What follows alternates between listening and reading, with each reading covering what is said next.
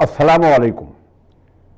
James TV के कुरानी तालीमात पर मुश्तमिल प्रोग्राम बयानुल कुरान के साथ मैं हूं आपका मेज़बान मुश्ताक अहमद खान। माह रमज़ान अल्लाह की रहमतों और हमारी मग़फ़िरत की खुशखबरी के साथ हमारे दरमियान जलवा फिगन है।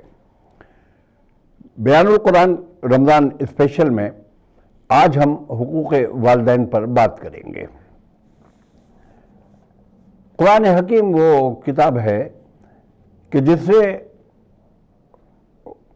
इंसानी हुकूक़ के तयन के लिए सबसे पहले एक फ़र्द को अपने घर में अपने वालिदैन के हुकूक़ से आगाह किया है। बड़ी फितरी सी बात है कि एक इंसान जो अब इस दुनिया में जन्म लेता है, होश संभालता है, तो उसका सबसे पहले अपने वालिदैन से एक वास्ता पड़ता है, एक ताल्लुक़ बनता है उसका। सबसे पहले जिस हुकूक़ का उसके दिमाग में ख़याल जागुज़ी होना चाहिए और जिसका उसके जहन में एक पूरा एहतराम होना चाहिए और जिसका इंतज़ाम ये होना चाहिए कि वो उस पर सारी ज़िंदगी कारबंद रहे, रब कायनात ने उसे कुरान में पूरी तफसील के साथ बयान किया है। दो मकामात हैं कुरान के। सूरह बनी इसराइल जो कुरान की 17वीं सूरत है, वो हुकूक़ वालिदैन का एक हिस्सा बयान करती है। सूरह लुक़मान जो कुरान की 31वीं सूरत है, ये भी हुकूक़ वालिदैन का तज़किरा करती है। हम इन दोनों मकामात से इस्तिफ़ादा करते हैं।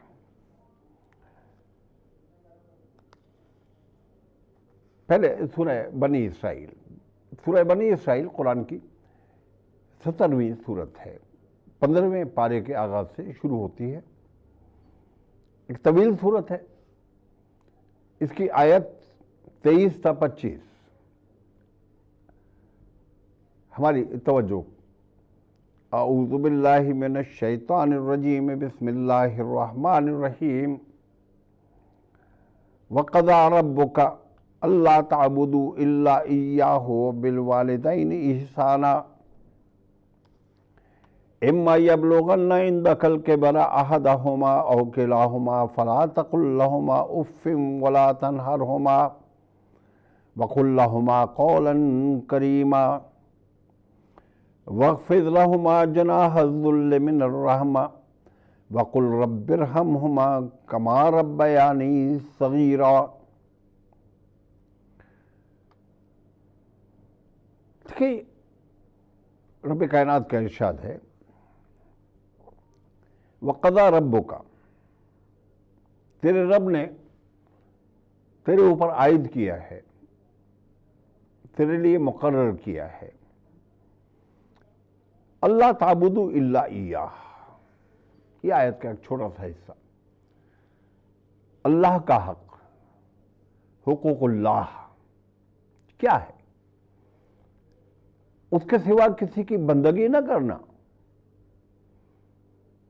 ये इस वक्त हमारा मौजूद गुफ्तगू नहीं है, लेकिन दो जुमले ज़रा सा अगर हम अपने ज़हन में रखें कि वो जिसने हमें पैदा किया है, जो असलन हमारा खालिक है, हमारी ज़िंदगी और मौत पर कादिर है,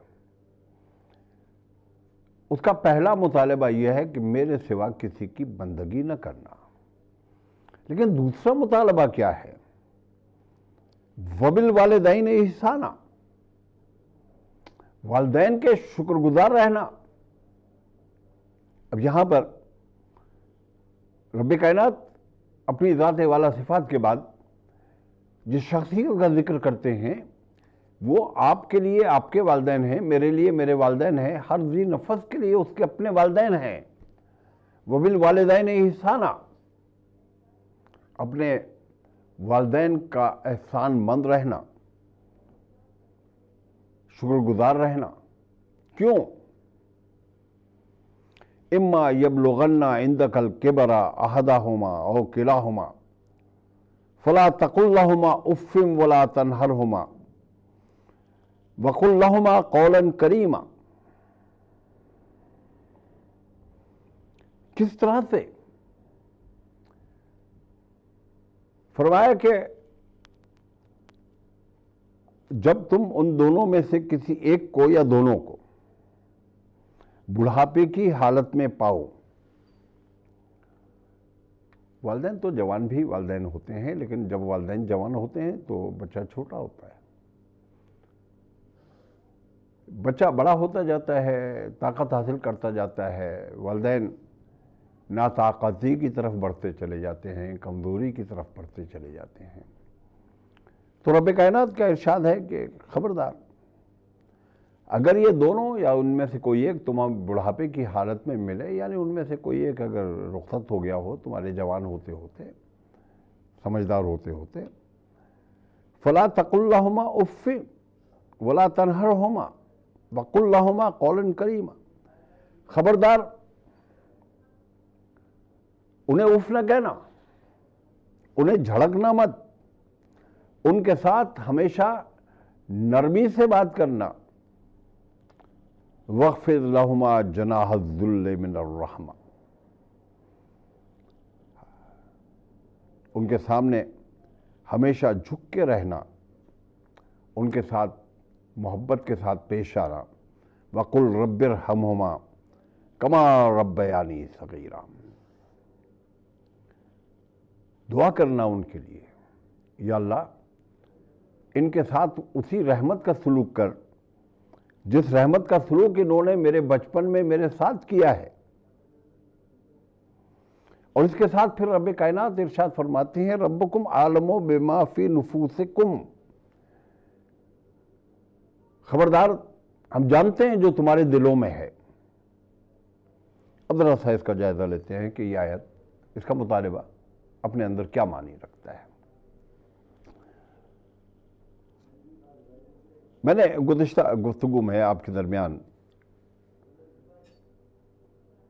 نبی آخر الزماں حضرت محمد مصطفیٰ احمد مصطفیٰ صلی اللہ علیہ وسلم کی ایک حدیث بیان کی تھی، جس کے پہلے حصے میں آپ نے ارشاد فرمایا تھا کہ برباد ہو وہ شخص جسے ماہ رمضان اپنی زندگی میں میسر آئے اور وہ اس میں اپنی نجات نہ کرا سکے، اپنی مغفرت نہ کرا سکے۔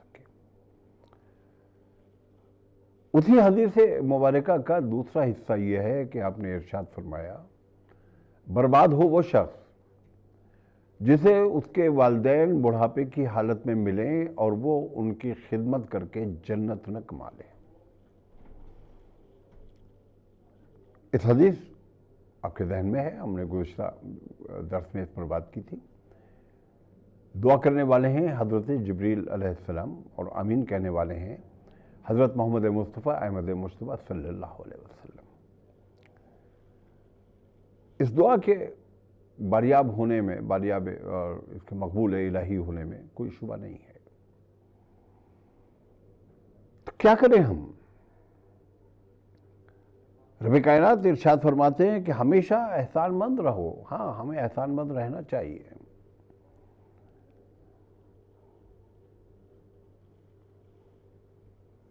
ان کے ساتھ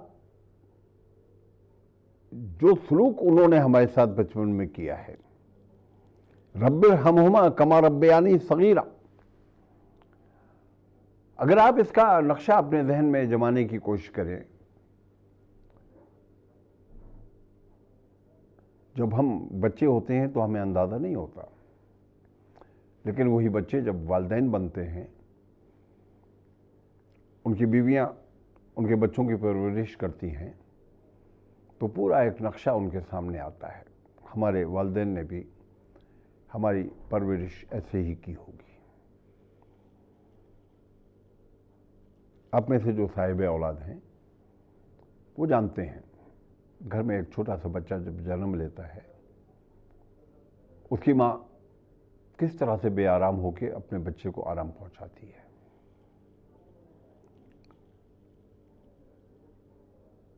بچہ پیشاب کر دیتا ہے، اس کے کپڑے گیلے ہو جاتے ہیں، ماں اس کے کپڑے تبدیل کراتی ہے۔ کبھی پیمپر لیک کر جاتا ہے، بچے کا بستر گیلا ہو جاتا ہے،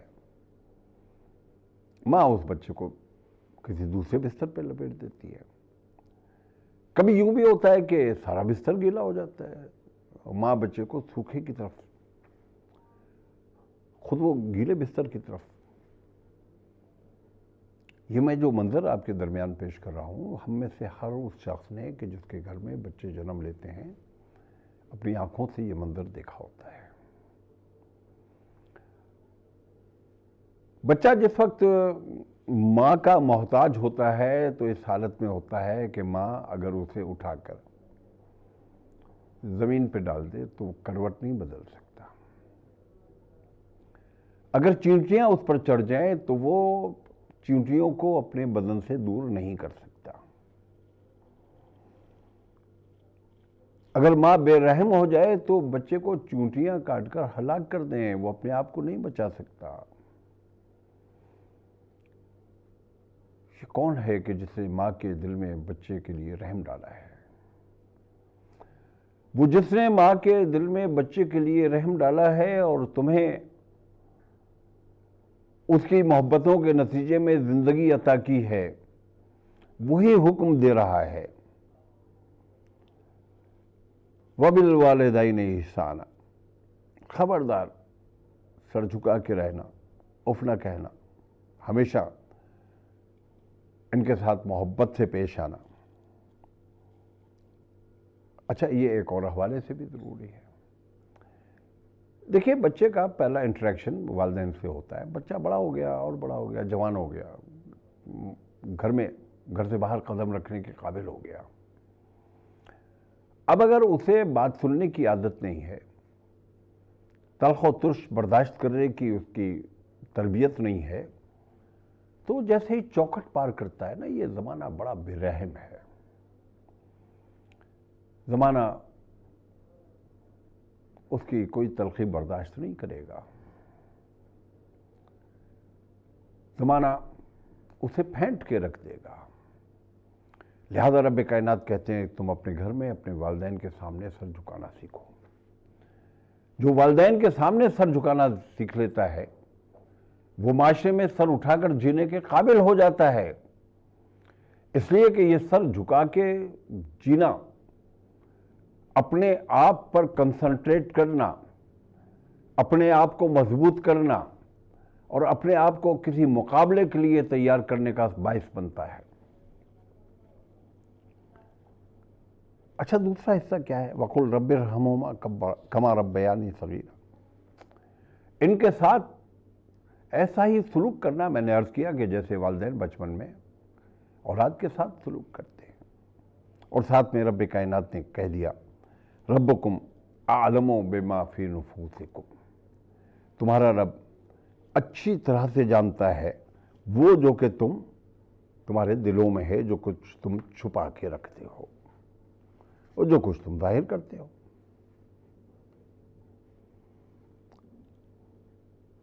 ہم سورہ لقمان کی طرف رجوع کرتے ہیں. سورہ لقمان قرآن کی 31ویں سورت ہے، 21ویں پارے میں ہے.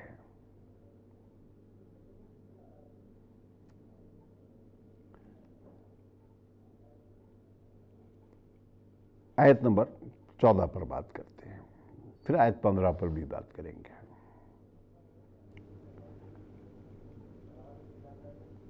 اعوذ باللہ من الشیطان الرجیم، بسم اللہ الرحمن الرحیم. وَوَصَّيْنَا الْإِنسَانَ بِوَالِدَيْهِ حَمَلَتْهُ أُمُّهُ وَهْنًا عَلَى وَهْنٍ وَفِصَالُهُ فِي عَامَيْنِ أَنِ اشْكُرْ لِي وَلِوَالِدَيْكَ إِلَيَّ الْمَصِيرُ.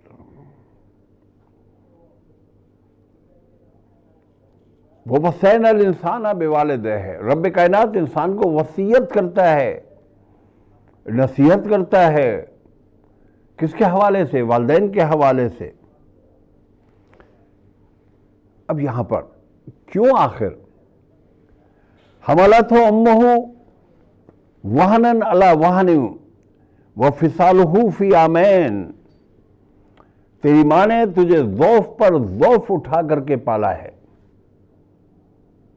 اور تیرا دودھ چھوٹنے میں 30 ماہ لگے ہیں.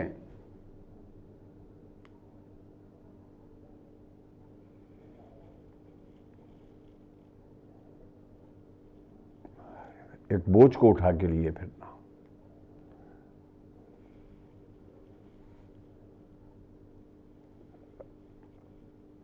میاں اور بیوی اختلاط کرتے ہیں، رب کائنات کے حکم کے مطابق اس کی منشا سے، اس کی مرضی سے دونوں کے نطفے مل جاتے ہیں، حمل قرار پا جاتا ہے۔ وہ ایک معمولی سی خون کی پھٹکی جو بڑھتا ہے، ایک لوتھڑا بن جاتا ہے، بڑھتا ہے، گوشت بن جاتا ہے۔ پھر رب کائنات کہتے ہیں کہ ہم اس کے اندر ہڈیاں پیدا کر دیتے ہیں۔ یہاں تک بچہ جنین کہلاتا ہے۔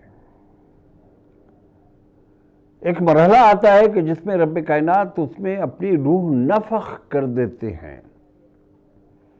یہ مرحلہ ہے کہ جب اس کے بعد میں وہ گوشت کا لوتھڑا حرکت کرنے لگتا ہے۔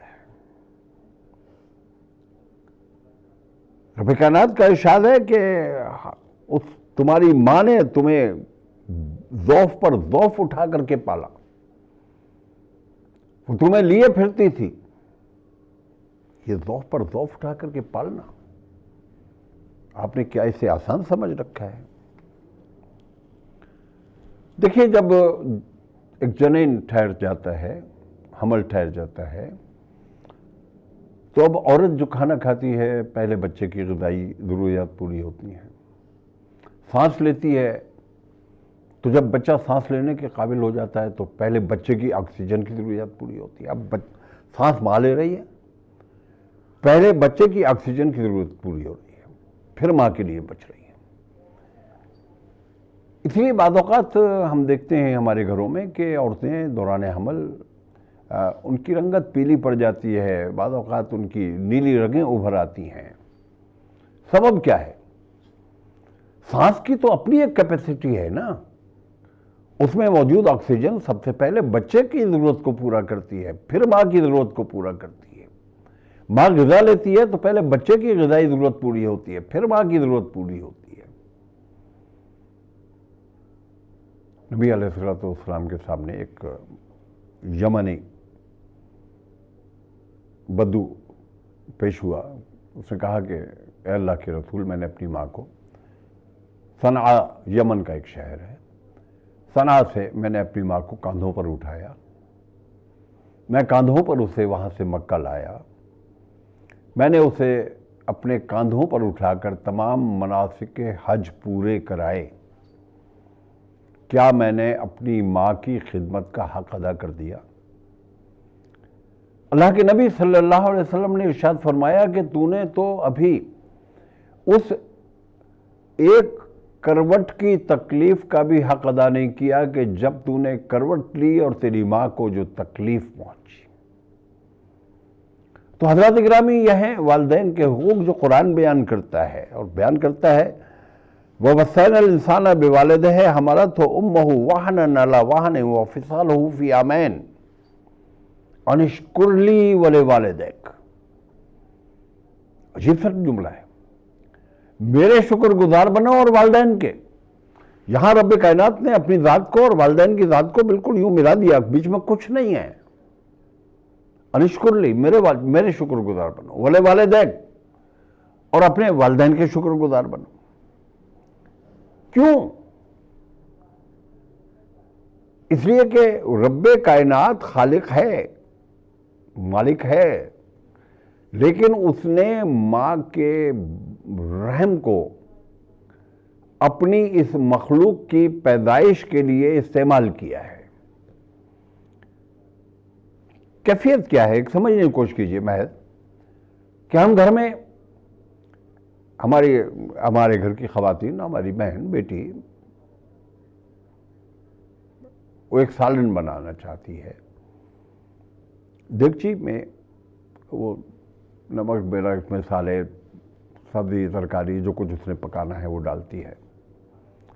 چولہے پر ایک دیگچی ہے، وہ دیگچی کا کردار کیا ہے؟ وہ ایک کنٹینر ہے۔ کنٹینر ان کیا ہے؟ اس کے اندر بھرا ہوا کیا ہے؟ اس کے اندر آپ کی مطلوبہ اشیاء ہیں، گوشت ہے، کوئی سبزی ہے، کوئی دال ہے، جو کچھ بھی آپ پکانا چاہتی ہیں پکا لیتی ہیں۔ اس برتن کی آخر اہمیت کتنی ہے؟ بس اتنی نا کہ جب تک کھانا پکتا ہے وہ برتن اہم ہے، پھر وہ کھانا تقسیم ہو جاتا ہے، تبدیل ہو جاتا ہے، برتن خالی ہو جاتا ہے۔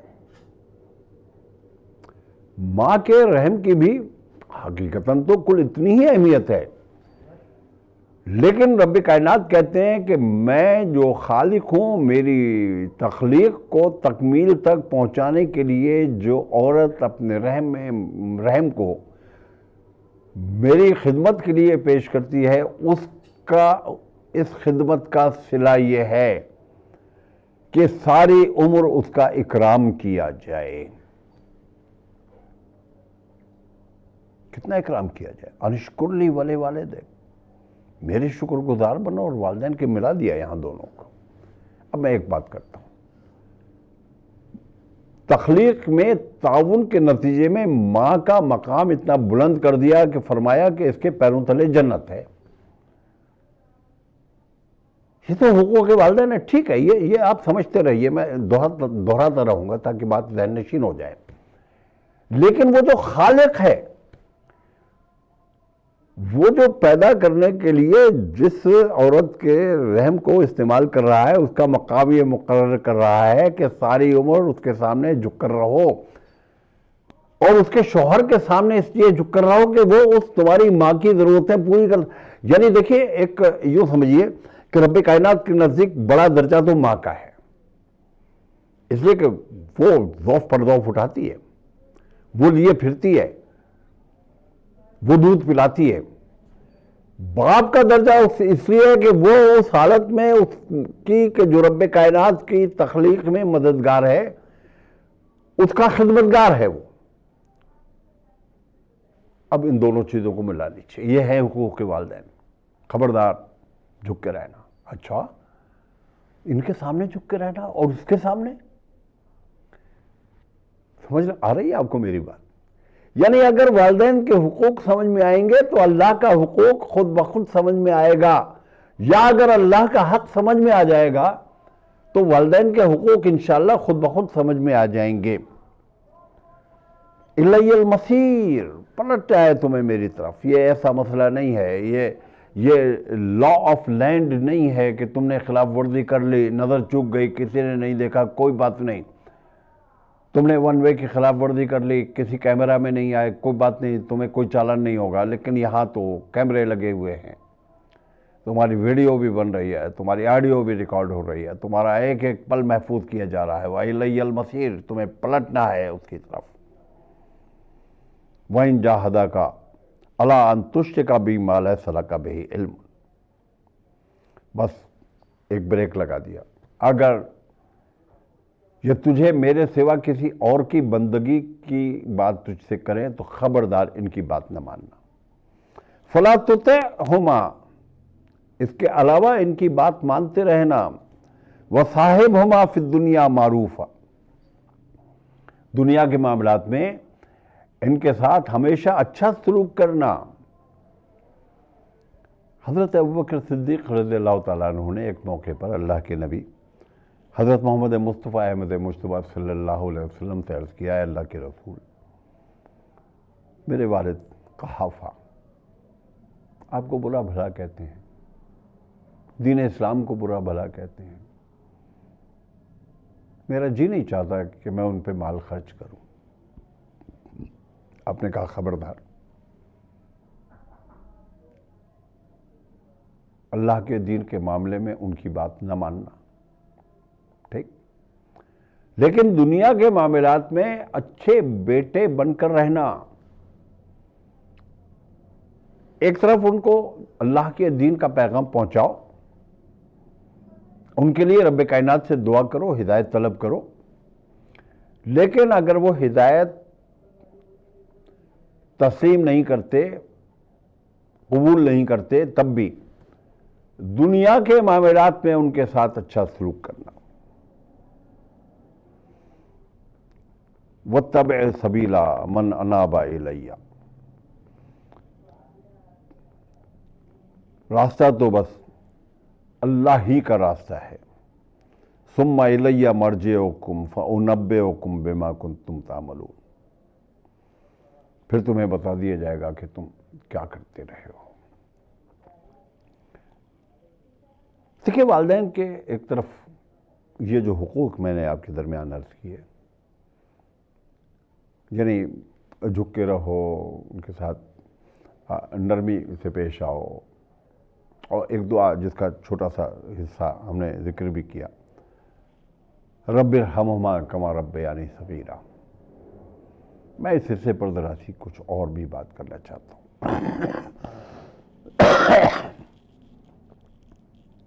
کیسی خوبصورت بات ہے کہ بندے سے کہلوایا جا رہا ہے میرے مالک، میرے والدین نے میرا بہت خیال رکھا۔ یہ شکرانِ نعمت ہے۔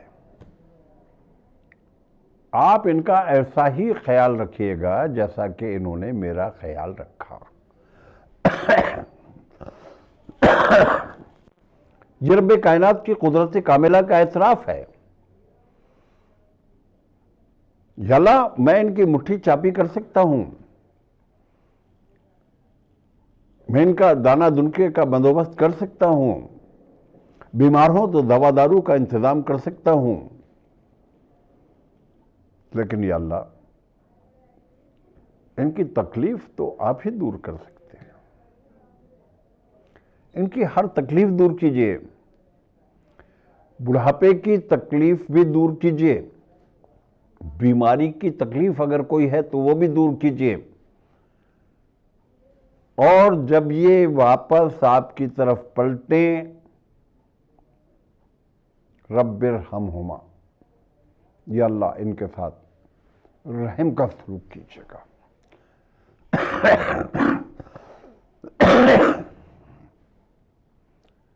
انہوں نے میرے ساتھ بہت رحم کا سلوک کیا ہے۔ یہ التجا ہے، یہ آپ کو اور مجھے سب کو کرنی چاہیے۔ یہ والدین کا ہم پر حق ہے۔ ساری عمر ان کی شکر گزاری، جس کا الٹیمیٹ رزلٹ، لازمی نتیجہ یہ نکلنا ہے کہ رب کائنات آپ کو اپنا شکر گزار تسلیم کریں گے۔ اس شکر گزاری میں گزارنا چاہیے۔ ثم الی مرجعکم فانبئکم، اس لیے کہ بالآخر ہمیں پلٹنا تو اسی کی طرف ہے جہاں مجھے پلٹنا ہے، جہاں میرے والدین کو پلٹنا ہے، جہاں آپ کے والدین کو پلٹنا ہے، اور جہاں دنیا جہان کو پلٹنا ہے۔ اچھا، جہاں اس میں والدین کے حقوق ہیں، وہیں پر والدین پر اولاد کا بھی تو حق ہے نا۔ اولاد کا حق یہ ہے کہ والدین، اور یہ آپ پر اور مجھ پر واجب ہے اپنی اولادوں کے حوالے سے، اولاد کا والدین پر حق یہ ہے کہ نمبر 1 انہیں اپنے رب کا بندہ بنائیں، انہیں اللہ سے متعارف کرائیں۔ الحمدللہ ہمارے گھرانوں میں ہماری بہنیں، ہماری بیٹیاں اس کا اہتمام کرتی ہیں۔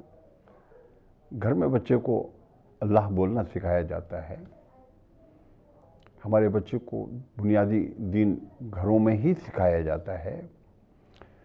تو یہ والدین پر اولاد کا حق ہے کہ والدین ان کی دینی تربیت کریں، ایک بات، ان کی جسمانی تربیت کریں، اس لیے کہ ایک مضبوط مومن ایک کمزور مومن سے زیادہ رب کائنات کو عزیز ہے۔ انہیں دنیا سے نمٹنے اور دنیا کمانے کا گر اور ہنر سکھائیں۔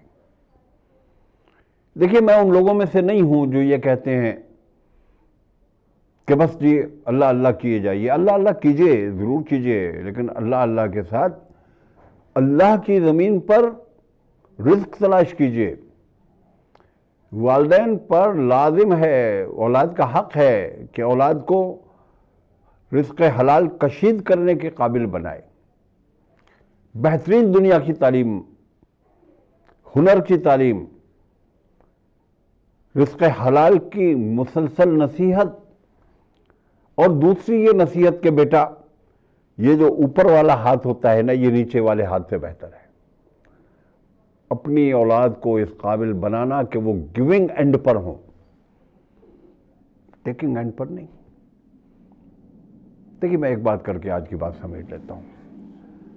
قرآن مال خرچ کرنے کی تلقین کرتا ہے نا، وَآتِ الْمَالَ عَلَىٰ حُبِّهِ ذَوِي الْقُرْبَىٰ وَالْيَتَامَىٰ وَالْمَسَاكِينَ وَابْنَ السَّبِيلِ وَالسَّائِلِينَ وَفِي الرِّقَابِ لَن تَنَالُوا الْبِرَّ حَتَّىٰ تُنْفِقُوا مِمَّا تُحِبُّونَ۔ تم میں سے کوئی نیکی کو نہیں پہنچ سکتا جب تک کہ وہ اپنا وہ مال خرچ نہ کرے کہ جس سے وہ محبت کرتا ہے۔ یہ کس کو مخاطب کرتے ہیں؟ رب کائنات۔ رب کائنات ان کو مخاطب کرتے ہیں کہ جنہیں انہوں نے اپنے خزانوں سے مال عطا کیا اور ان کو اس کے خرچ کرنے کی توفیق عطا فرمائی۔ تو جہاں اولاد پر یہ حق ہے کہ وہ اپنے والدین کی خدمت کرے، جھک کر رہے، وہیں والدین کا فرض ہے کہ وہ اولاد کی تربیت کرے، انہیں اچھا مسلمان بنائیں، انہیں کھاتا کماتا مسلمان بنائیں، انہیں جیتا جاگتا مسلمان بنائیں، انہیں سائنسی انکشافات کرنے والا مسلمان بنائیں، انہیں خلاؤں کو تسخیر کرنے والا مسلمان بنائیں۔ یہ ایک دوسرے کے حقوق ہیں۔ اللہ تعالیٰ ہمیں والدین کے حقوق ادا کرنے کی توفیق بھی عطا فرمائے اور والدین کو اپنی اولاد کی ایسی تربیت کرنے کی توفیق بھی عطا فرمائے کہ جس کے نتیجے میں وہ دنیا میں بھی ربنا آتنا فی الدنیا حسنہ وفی الآخرۃ حسنہ کی ہماری دعا کی مصداق بنے۔ وآخر دعوانا الحمدللہ رب العالمین۔